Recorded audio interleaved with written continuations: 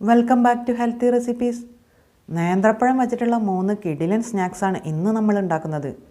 Banana popcorn, banana fingers, പിന്നെ banana donut. ഇത് 3ഉം വളരെ എളുപ്പം ഉണ്ടാക്കാൻ പറ്റുന്നു മാത്രമല്ല, കഴിച്ചു തുടങ്ങിയാൽ പിന്നെ നിർത്താൻ പറ്റാത്തത്ര സൂപ്പർ ടേസ്റ്റാണ് ഈ സ്നാക്സിന്. ആദ്യം നമുക്ക് ബനാന ഡോനട്ട് ഉണ്ടാക്കാം. ഇതിനു വേണ്ടി 3 നേന്ത്രപ്പഴമാണ് ഞാൻ എടുത്തിട്ടുള്ളത്. ഇത് നമുക്ക് സ്റ്റീം ചെയ്തെടുക്കണം. തൊലി കളഞ്ഞ പഴം കഷ്ണങ്ങളാക്കി ഒരു സ്റ്റീൽ പാത്രത്തിൽ വെച്ച് ആവി കയറ്റിയെടുക്കുകയാണ് ഞാൻ ചെയ്തത്. അപ്പച്ചമ്പിൽ വെച്ച് വേവിച്ചെടുത്താലും മതി. പഴം നേരെ വെള്ളത്തിലിട്ട് പുഴുങ്ങുമ്പോൾ ജലാംശം കൂടുതലുണ്ടാവും. നമുക്ക് ഡോനറ്റ് ഷേപ്പ് ചെയ്തെടുക്കാൻ പ്രയാസമാവും. അതുകൊണ്ടാണ് ആവിക്ക് വേവിക്കണമെന്ന് പറയണത്. ഇനി ഈ പഴം നന്നായിട്ടൊന്ന് ഉടച്ചെടുക്കാൻ വേണ്ടി ഞാൻ മിക്സിയുടെ ചെറിയ ജാറിലേക്ക് ഇട്ടിട്ടുണ്ട്.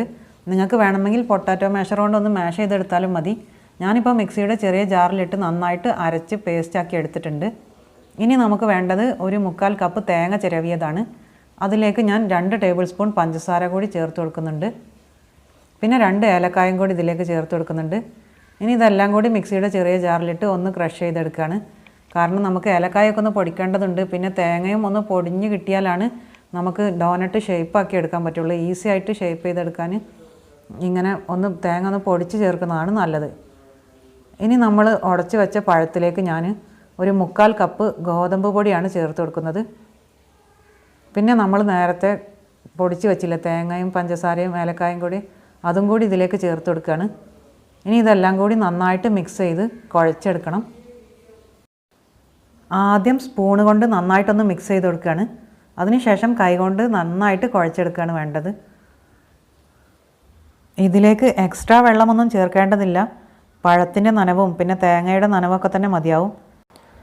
പിന്നെ ഉപ്പ് ചേർക്കാൻ ഞാൻ വിട്ടുപോയിരുന്നു, ഇപ്പോൾ ചേർത്ത് കൊടുക്കുകയാണ്. ഇനി ഉപ്പും കൂടി ചേർത്തിട്ട് നന്നായിട്ട് മിക്സ് ചെയ്യാം. ടേസ്റ്റ് ഒന്ന് ബാലൻസ് ചെയ്യാൻ വേണ്ടിയിട്ട് ഒരു നുള്ളു ഉപ്പേ ചേർത്തിട്ടുള്ളൂ കേട്ടോ. നമ്മൾ ചപ്പാത്തിക്കൊക്കെ മാവ് കുഴക്കുന്നത് പോലെ കുറച്ച് ടൈറ്റായിട്ടുള്ളൊരു മാവാണ് വേണ്ടത്. മാവ് കുഴച്ച് കഴിഞ്ഞതിന് ശേഷം കയ്യിൽ ഒട്ടിപ്പിടിക്കാതിരിക്കാൻ വേണ്ടിയിട്ട് കുറച്ച് ഓയിൽ ചേർത്ത് ഒന്നുകൂടി കുഴക്കുന്നുണ്ട്. ഇപ്പോൾ ദാ നമ്മുടെ ഡോനറ്റിൻ്റെ മാവ് റെഡി ആയിട്ടുണ്ട്. സാധാരണ ഡോനറ്റ് പോലെ ഇത് മാവ് റെസ്റ്റ് ചെയ്യാൻ വെക്കേണ്ട ആവശ്യമൊന്നുമില്ല. കുഴച്ച് റെഡിയായി കഴിഞ്ഞാൽ അപ്പോൾ തന്നെ നമുക്ക് ഓരോ ഉരുളകളായിട്ട് എടുത്ത് കയ്യിൽ വെച്ച് പരത്തിയിട്ട് ഡോനറ്റിൻ്റെ ഷേപ്പിലാക്കിയെടുക്കാം. ഞാൻ കുഞ്ഞ് ഡോനറ്റ്സാണ് കേട്ടോ ഉണ്ടാക്കുന്നത്. അതുകൊണ്ട് ഇതുപോലെ കുഞ്ഞു ഉരുളകളെടുത്ത് കൈ കൊണ്ടൊന്ന് പരത്തി അതിന് ശേഷം ഒരു ഹോൾ ഇട്ട് കൊടുക്കുകയാണ് ചെയ്യുന്നത്. 2 കൈയിലും നന്നായിട്ട് എണ്ണ പുരട്ടിയിട്ടാണ് കേട്ടോ ഞാനിത് ചെയ്യുന്നത്.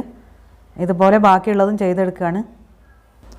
പഴം വെച്ച് നമ്മൾ ബനാന കട്ട്ലറ്റും പിന്നെ ഉന്നക്കായും കായ്പോളയൊക്കെ ഉണ്ടാക്കാറുണ്ടല്ലോ. ഇത് അതിനേക്കാളൊക്കെ ഈസി ആയിട്ടുള്ളൊരു സ്നാക്കായിട്ടാണ് എനിക്ക് തോന്നിയിട്ടുള്ളത്. ഇപ്പോൾ നമ്മുടെ ബനാന ഡോനട്ടൊക്കെ ഷേപ്പ് ചെയ്തെടുത്ത് കഴിഞ്ഞു. ഇനി നമുക്കിത് ചൂടായ എണ്ണയിലേക്കിട്ട് പൊരിച്ചെടുക്കേണ്ട ആവശ്യമേ ഉള്ളൂ.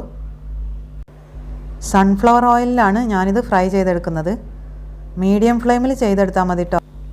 പഴത്തിൻ്റെ കൂടെ പഞ്ചസാരയും ഗോതമ്പ് പൊടിയും ഒക്കെ ചേർത്തതുകൊണ്ട് പെട്ടെന്ന് തന്നെ കളറ് മാറി ഡാർക്ക് ബ്രൗൺ ആയി പോവും. അപ്പോൾ കാണാനൊരു ഭംഗി ഉണ്ടാവില്ല. അതുകൊണ്ടാണ് ഞാൻ മീഡിയം ഫ്ലെയിമിൽ ചെയ്തെടുത്താൽ മതി എന്ന് പറയണത്. ഇപ്പോൾ ദാ ഞാനിത് തിരിച്ചും മറിച്ചും ഒക്കെ ഇട്ട് 2 ഭാഗത്തും ഗോൾഡൻ ബ്രൗൺ കളറാക്കി കിട്ടിയിട്ടുണ്ട്. ഇനി ഇത് കോരിയെടുക്കുകയാണ്. വേണമെങ്കിൽ ചോക്ലേറ്റ് മെൽറ്റ് ചെയ്തതിലോ അല്ലെങ്കിൽ ഒരു കഷ്ണം പട്ടയും കുറച്ച് പഞ്ചസാരയും കൂടി പൊടിച്ചതിലോ ഇതൊന്ന് ഡിപ്പ് ചെയ്തിട്ട് സെർവ് ചെയ്യാം. ഞാനിപ്പോൾ ഇങ്ങനെ തന്നെ സെർവ് ചെയ്യാണ്. ഇങ്ങനെ കഴിക്കാൻ തന്നെ നല്ല ടേസ്റ്റാണ്. അടുത്തതായിട്ട് നമുക്ക് നമ്മുടെ ബനാന പോപ്കോൺ ഉണ്ടാക്കാം. ഇത് 2 മിനിറ്റ് കൊണ്ട് ഉണ്ടാക്കാൻ പറ്റുന്നൊരു സ്നാക്കാണ്. പുറമേ നല്ല ക്രിസ്പിയാണ്, ഉള്ളിലാണെങ്കിൽ നല്ല സോഫ്റ്റും. അതുകൊണ്ട് കുട്ടികൾക്കൊക്കെ നല്ല ഇഷ്ടമാവും. പിന്നെ നമുക്ക് ഒരു പഴം കൊണ്ട് തന്നെ ഒരു പ്ലേറ്റ് നിറയെ ഉണ്ടാക്കാനും പറ്റും. തള്ളൊന്നും അല്ല കേട്ടോ, നിങ്ങൾ ഉണ്ടാക്കി നോക്കുക അപ്പോൾ മനസ്സിലാവും. ഇതിന് വേണ്ടി ഒരു നേന്ത്രപ്പഴമാണ് ഞാൻ എടുത്തിട്ടുള്ളത്. ഇത് 4ആയി കീറിയതിന് ശേഷം ക്യൂബ്സാക്കി കട്ട് ചെയ്ത് വെച്ചതാണ്.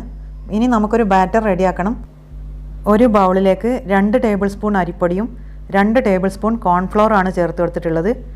ഇനി ഇതിലേക്ക് 1 ടേബിൾ സ്പൂൺ പഞ്ചസാര ചേർത്ത് കൊടുക്കുകയാണ്. പിന്നെ ഒരു നുള്ള് ഏലക്കായ്പ്പൊടി നല്ലൊരു ഫ്ലേവറിന് വേണ്ടിയിട്ട് ചേർത്ത് കൊടുക്കുകയാണ്. പിന്നെ ഒരു നുള്ള് ഉപ്പും ചേർത്ത് കൊടുക്കണം. ഇനി നമുക്കിതിനെ ഒരു തിക്ക് ബാറ്ററാക്കി മാറ്റിയെടുക്കാം.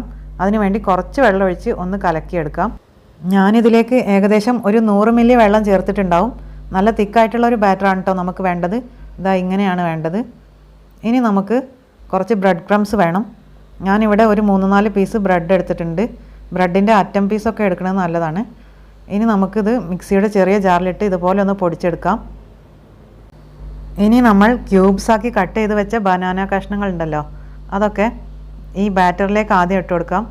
എന്നിട്ട് സ്പൂൺ കൊണ്ട് ഓരോന്നായിട്ട് കോരിയെടുത്ത് ഇതുപോലെ ബ്രെഡ് ക്രംസിലേക്ക് ഇട്ട് കൊടുക്കാം. എന്നിട്ട് ബ്രെഡ് ക്രംസിൽ നന്നായിട്ട് കോട്ട് ചെയ്തതിന് ശേഷം നമുക്കിത് മാറ്റി വെക്കാം. ഇതുപോലെ ജസ്റ്റ് ബ്രെഡ് ക്രംസിൽ ഇങ്ങനെ കോട്ട് ചെയ്തെടുക്കുമ്പോൾ നമ്മൾ എണ്ണയിലേക്ക് ഇടുമ്പോൾ ഈ ബ്രെഡ് ക്രംസൊക്കെ ഇളകി പോരാൻ ചാൻസ് ഉണ്ട്. അതുകൊണ്ട് ഞാൻ ഇതുപോലെ നന്നായിട്ട് കൈകൊണ്ടൊന്ന് അമർത്തി കൊടുക്കുന്നുണ്ട്. ഇങ്ങനെ ആകുമ്പോൾ നമ്മൾ എണ്ണയിലേക്ക് ഇടുമ്പോൾ ബ്രെഡ് ക്രംസ് ഒന്നും ഇളകി പോരില്ല, നമ്മുടെ എണ്ണ നല്ല ക്ലിയർ ആയിട്ട് തന്നെ ഇരിക്കും. ഇതുപോലെ എല്ലാം നമുക്ക് ചെയ്തെടുക്കാം. ഈ അരിപ്പൊടിയും കോൺഫ്ലവറും ചേർത്ത ബാറ്ററിൽ മുക്കിയെടുക്കുന്നതുകൊണ്ടാണ് നമ്മുടെ പോപ്കോൺ ഇങ്ങനെ നല്ല ക്രിസ്പി ആയിട്ട് കിട്ടുന്നത്.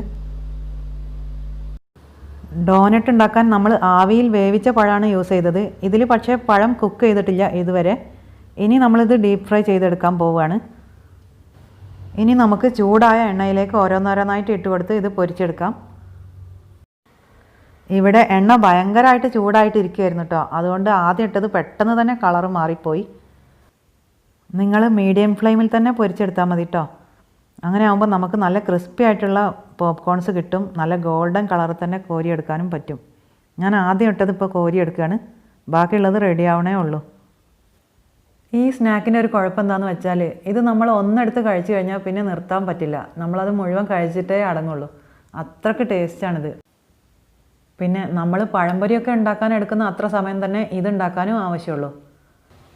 4 മണി ചായക്കൊപ്പം വെറുതെ കുറിക്കാനാണെങ്കിലും പിന്നെ കുട്ടികളുടെ ബർത്ത്ഡേ പാർട്ടിയൊക്കെ വരുമ്പോൾ മധുരമുള്ളൊരു സ്നാക്കായിട്ട് സെർവ് ചെയ്യാനൊക്കെ നല്ല ഒരു സ്നാക്ക് തന്നെയാണിത്. പോപ്കോൺസ് ഇതാ റെഡിയായി കിട്ടിയിട്ടുണ്ട്. ഇത് ഫ്രൈ ചെയ്തുകൊണ്ടിരിക്കുമ്പോൾ തന്നെ ഞാൻ എടുത്ത് കഴിച്ചത് കൊണ്ട് കുറച്ചേ ഫോട്ടോയിൽ കാണിക്കാൻ കിട്ടിയിട്ടുള്ളൂ. അല്ലെങ്കിൽ ഒരു പ്ലേറ്റ് നിറയെ ഉണ്ടാവേണ്ടതാണ്. ഏലക്കാപ്പൊടിയൊക്കെ ചേർത്ത മാവിൽ മുക്കിയ പഴം ഇങ്ങനെ എണ്ണയിൽ കിടന്ന് മൊരിഞ്ഞ് വരുമ്പോൾ ഉണ്ടാകുന്ന ആ സ്മെല്ലുണ്ടല്ലോ, അത് കേട്ടപ്പോൾ സഹിക്കാൻ പറ്റിയില്ല. അങ്ങനെ ഞാൻ തന്നെ എടുത്ത് കഴിച്ച് കുറേ. ഇത് പുറമെ എത്ര ക്രിസ്പിയാണോ അത്രക്ക് സോഫ്റ്റാണ് ഉള്ളിൽ. അല്ല, പോപ്കോണിൻ്റെ ടേസ്റ്റിനെ പറ്റി തള്ളി മറിച്ചിരുന്നാൽ പോരല്ലോ, നമുക്ക് ഫിംഗേഴ്സ് ഉണ്ടാക്കണ്ടേ. അപ്പോൾ ബനാന ഫിംഗേഴ്സ് എങ്ങനെയാണ് ഉണ്ടാക്കാമെന്ന് നോക്കാം. ഇതിന് നമ്മൾ പഴം കട്ട് ചെയ്യുമ്പോൾ നീളത്തിൽ 4 മുറിച്ചതിന് ശേഷം നടുവിലൊന്ന് കട്ട് ചെയ്താൽ മതി. അങ്ങനെ ഒരു പഴം കൊണ്ട് നമുക്ക് 8 ഫിംഗേഴ്സ് ഉണ്ടാക്കാൻ പറ്റും. ഇനി ഇത് നമ്മൾ നേരത്തെ റെഡിയാക്കി വെച്ച മാവിൽ തന്നെ മുക്കി ബ്രെഡ് ക്രംസിലും കോട്ട് ചെയ്തിട്ട് ഫ്രൈ ചെയ്തെടുക്കുകയാണ് വേണ്ടത്. ഇതും കുക്ക് ചെയ്യാത്ത പഴമാണ് കേട്ടോ. കണ്ടിട്ട് മനസ്സിലാവുന്നുണ്ടല്ലോ അല്ലേ. നമ്മൾ ഡോനറ്റിൽ മാത്രമാണ് പഴം ആവിയിൽ വേവിച്ചെടുത്തത്.